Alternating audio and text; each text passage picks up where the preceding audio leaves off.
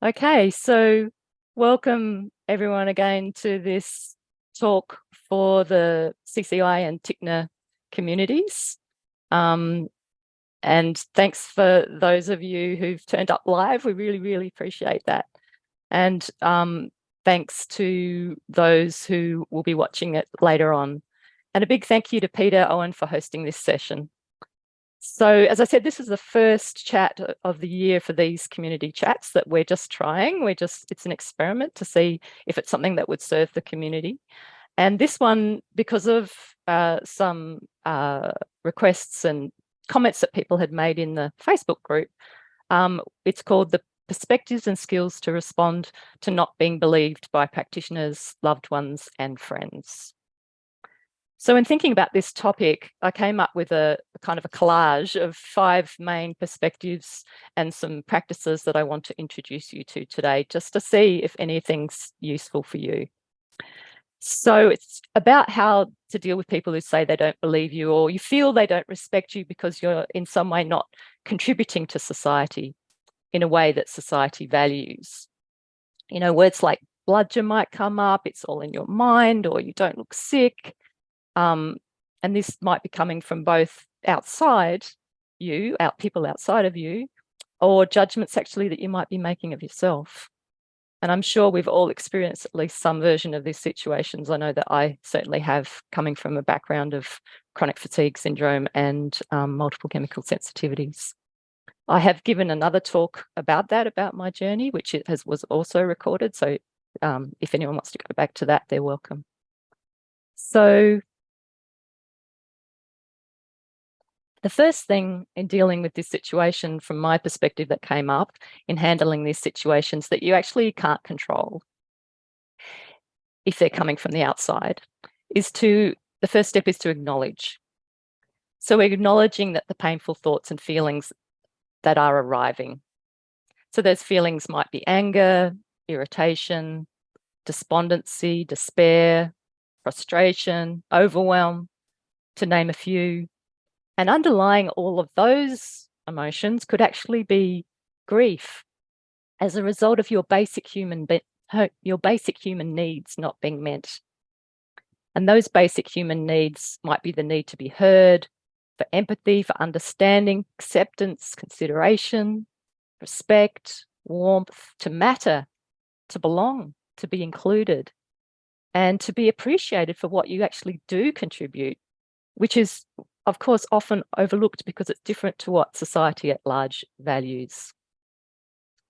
Thoughts might be that, you know, they've got no right to say that, they're so ignorant and uncaring, and you know, various versions of those thoughts that might come up in your mind, which are painful. And you might be able to notice that the cascade of thoughts and judgments about them or the situation, it actually keeps those painful emotions going inside us. The next step for me would be to acknowledge that these feelings might actually in themselves be a messenger.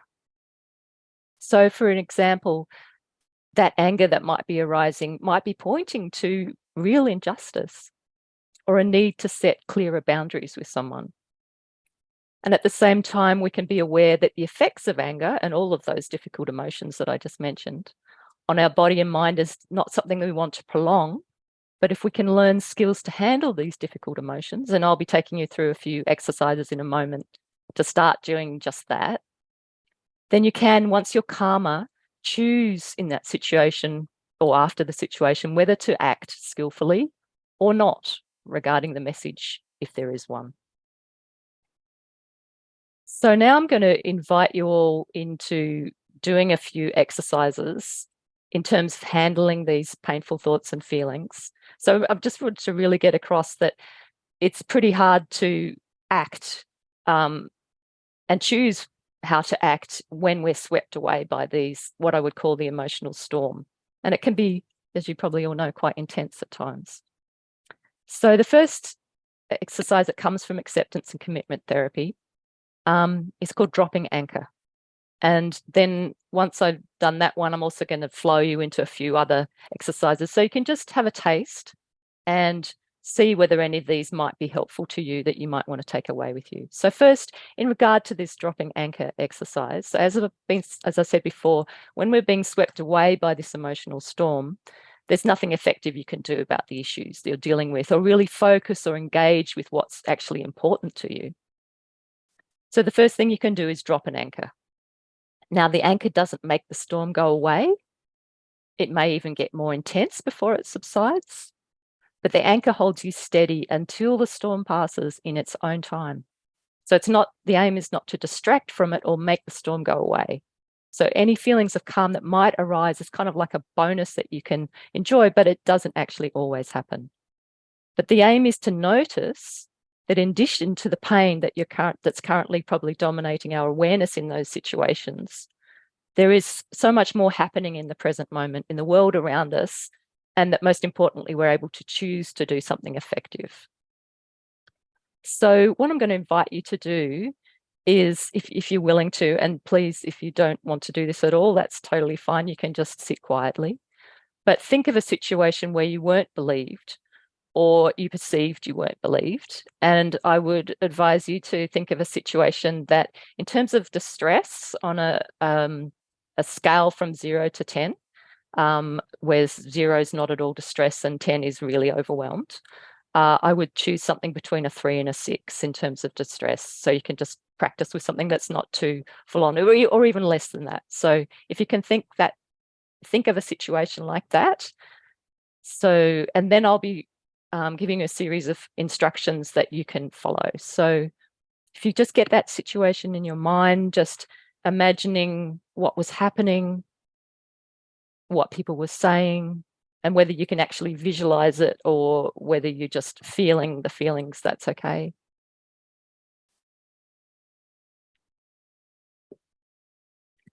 And I can't actually see you all, so I'm just hoping and assuming that you're able to get that in your mind, what was being said, what was happening at the time, even smells and what you could hear and see.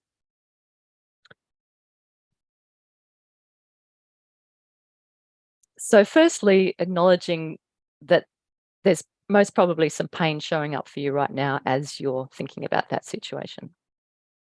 And at the same time, I'd invite you to connect with your body. So do that by, if you're sitting, push your feet into the floor.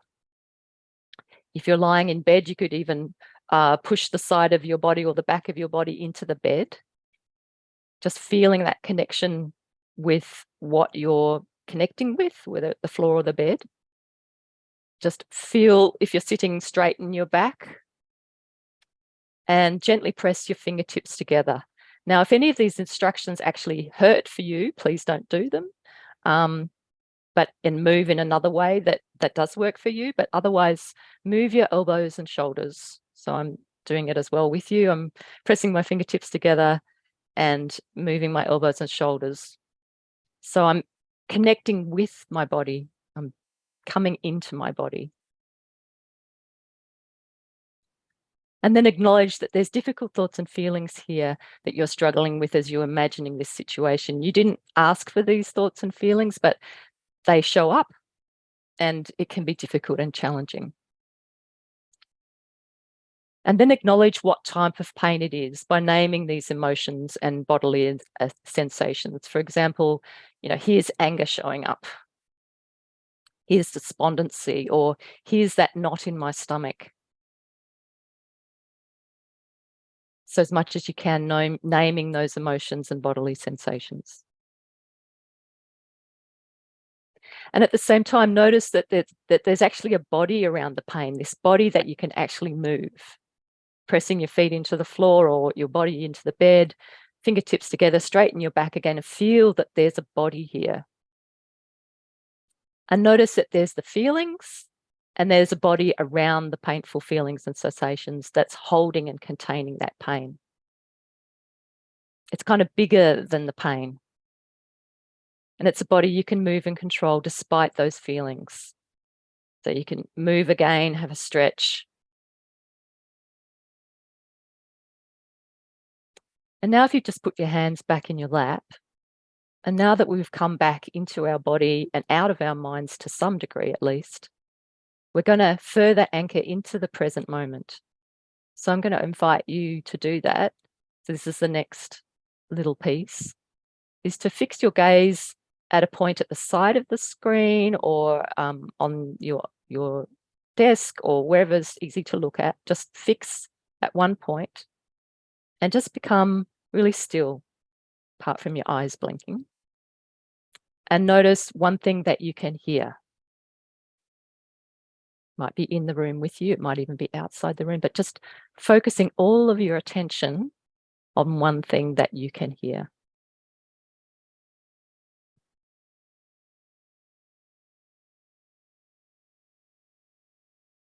And at the same time, one thing you can feel.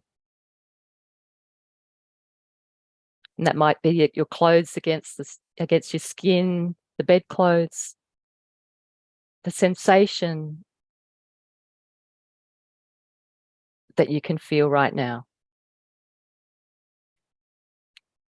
And if your mind goes off from those things, that's okay. Just coming back to one thing you can hear while staring at that spot, gazing at that spot. And then one thing you can one thing you can feel, like your clothes against your skin at the same time.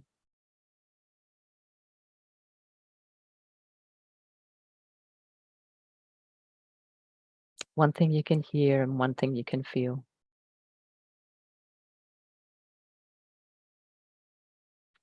Okay, and so now moving your body a little bit again, just giving yourself another little wiggle and another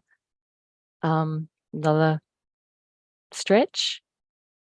Now I'm just going to move you into another exercise. So like I said, I'm just giving you little tastes of a number of different things that you can do to anchor yourself in the midst of an emotional storm. So this one's called Compassionate Hand. And I'd invite you to put a hand on your heart if that feels comfortable. If that doesn't, you can imagine your hand on your heart, or perhaps someone you trust who really loves you with their hand on your forehead, maybe. So feeling the warmth flowing into you and into that painful feeling if it's still there. Feeling that compassionate energy, that compassionate hand. And again, it's not to make it go away, but just to soften around it. Feeling that compassionate, warm energy coming in through your hand and softening around any painful thoughts or feelings that are still there. Breathe into them.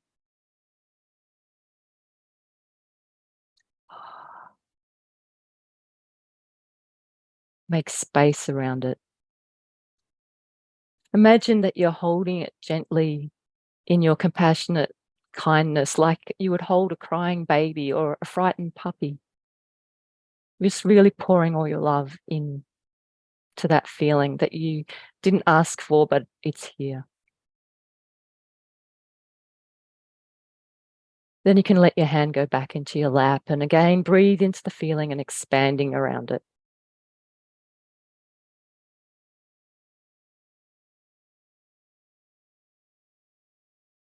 Now feel your body again in the chair or in the bed. Just wiggle your fingers and toes gently. Have another good stretch. Notice the room that you're in. Maybe the sounds again in the room and outside the room. And then everyone can come back together into the Zoom room we're in.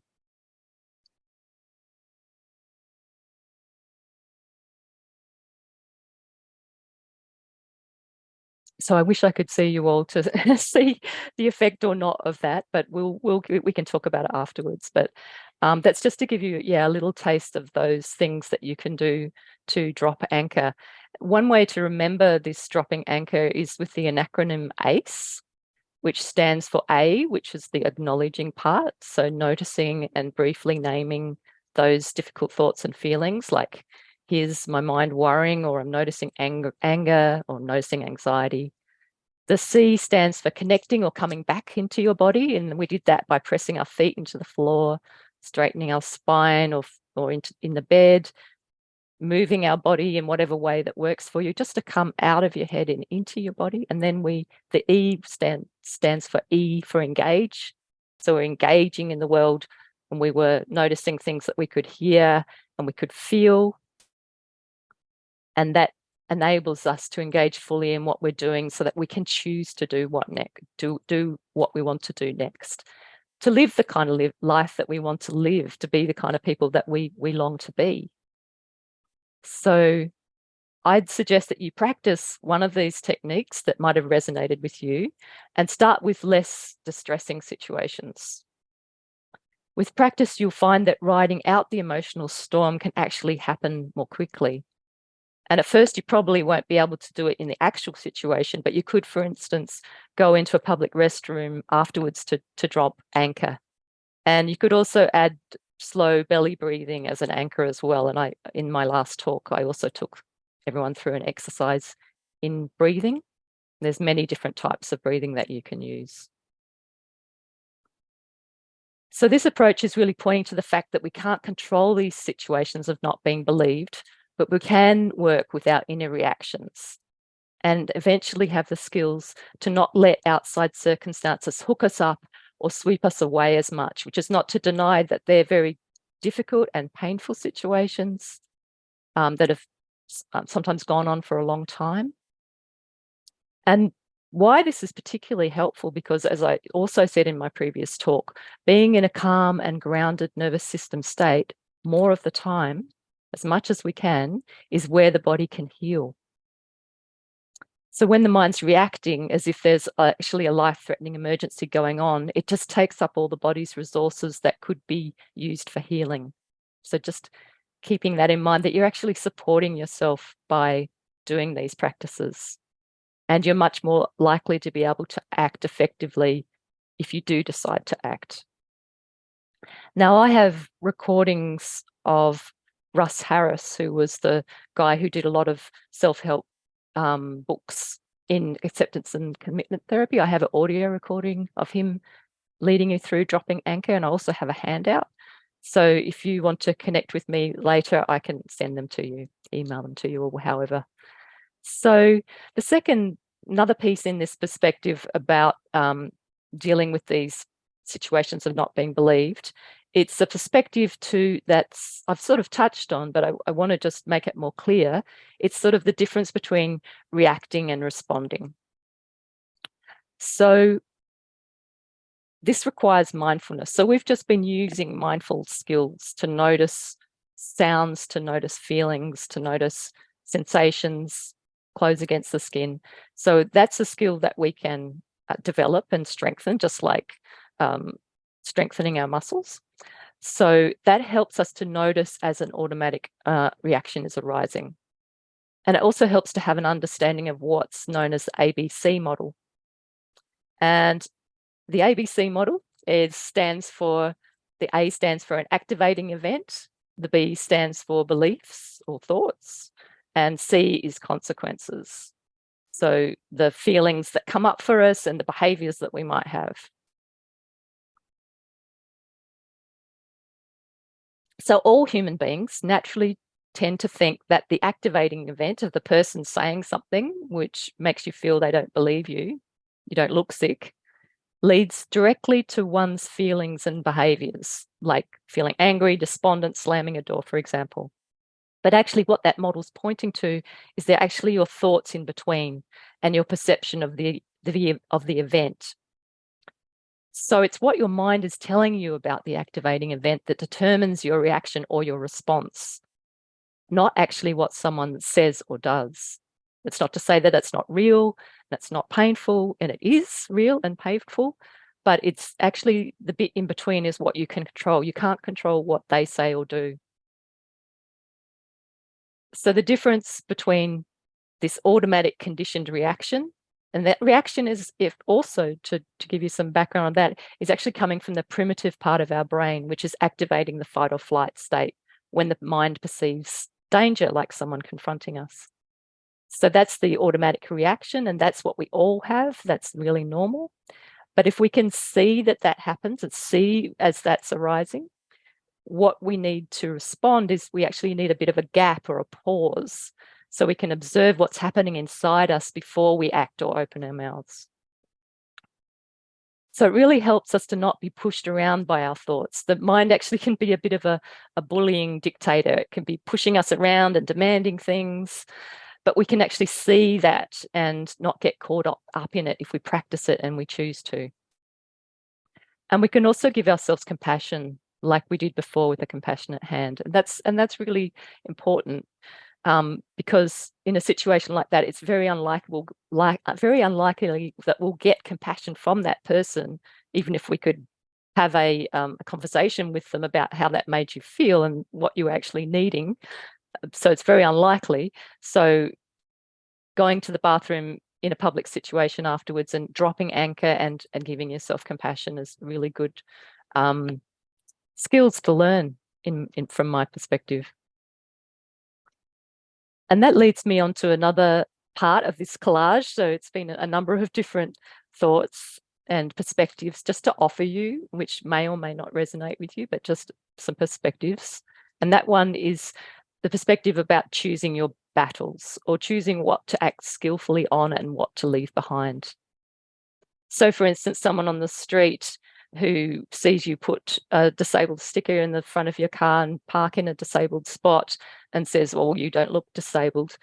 It might be best to just do the self-compassion and let that situation go. Because as I said before, it's probably highly unlikely that if you expend your energy trying to do something about that situation with that person, it's highly unlikely that they will listen or change. So choosing your battles. The other side of it is that you might choose, when there's really some major injustice going on, which of course there has been over many years. I don't know if it's when I was first diagnosed, the systems did not believe that chronic fatigue existed, and I know that can continue even to this day, and it's still very hard. So you might choose to contact with your local member or a support organisation in regard to these bigger issues of injustice that actually require societal changes. So we can make more wise decisions about what we're going to do or what we're not going to do when we've attended to the painful thoughts and feelings that come up. So when we're in that fight or flight reaction, we can't think clearly. That's the primitive part of our brain stem. It takes the frontal lobes offline, which is where we can make decisions and decide what to do. So it's really important to attend to them first, and like I said before, giving yourself compassion for a difficult situation. A fourth perspective to share with you, I also want to flag the part that self-doubt and self-worth might be playing in this. And of course, when we're chronically ill, that impacts upon our self-worth. That's also a natural and very normal part of this process of chronic illness. So, but if we're reacting to judgments coming from others, maybe we need to notice our underlying thoughts and feelings that might be around a lack of self-worth that are also driving our reactions. So why are we hooked by their judgments in the first place? And if you think about it, their judgments, they're just thoughts, So perhaps we need to, in those circumstances, ask for help to support this self-worth so that we can believe that we're inherently worthy and that we have our unique selves to offer, even if as I said before, even if that's not the usual way that society measures value. I think that's really important.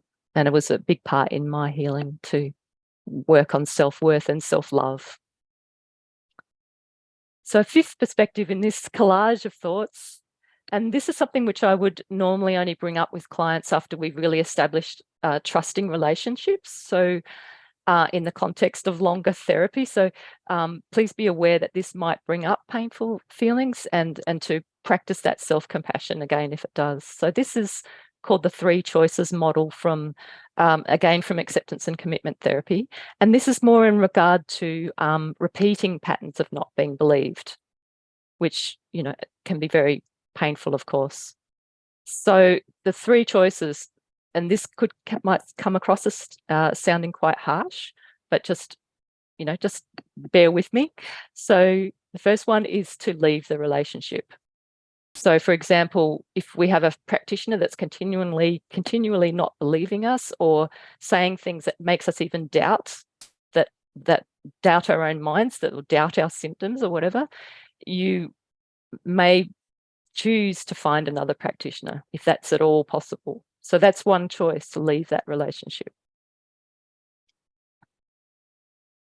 The second choice is to stay in the relationship and to live by your values. So again, working with a counsellor or coach to figure out what's really important to you, what you really value, how you want to be in the world. You know, whether that's, you know, I want to be compassionate. So do I want to learn skills to be both self-compassionate and to compassionately communicate to the other person what I feel when they say things that make me feel I'm not being believed, and what I'm actually needing support and empathy and all those things I mentioned before, and to request what you're actually wanting from them. And so that's a skill that you can learn. And that would just be one example of living by your values. And the third choice would be to stay in the relationship, but to give up acting effectively. So do things that make no difference or make it worse. So that is another choice that many people sort of might just do anyway and not see it as a choice, but it's really helpful if you can be more conscious about it and say, you know, these are the three things and I'm choosing one of them. So just to recap, and I know that this has been probably a bit longer than what I was hoping for, but we've been talking about mindful skills. So mindful skills to anchor you into the present moment and expand your awareness beyond that emotional storm, and giving yourself empathy and compassion so you can then choose to act effectively or not to act, really making a conscious choice rather than being pushed around by automatic reactions coming from that fight or flight reaction. So we can't control external situations. We can do something about our internal reactions, which supports our health in the long term as well. I've talked about perspectives to help us in this, the ABC model, the activating situation, the beliefs and the consequences.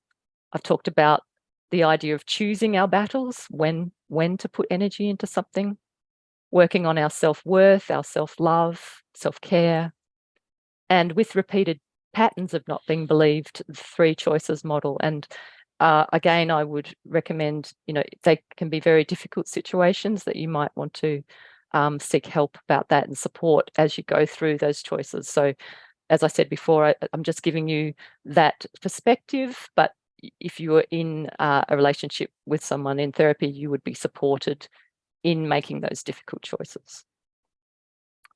So that's about it for me now. I'm just going to put it on to the next slide where it's just got some of my contact details. If you were interested in any of those handouts that I have. And then we're going to stop the recording and have a chance to have a chat together again. And then we've only got, 15 minutes or so. Don't know how long people can stay on, but maybe a little chance to have a check out to just connect with each other again like we did at the beginning. So I'll ask you, Peter, to stop the recording, and I'll stop my sharing. Thanks. Have a drink. Thank you, Kat.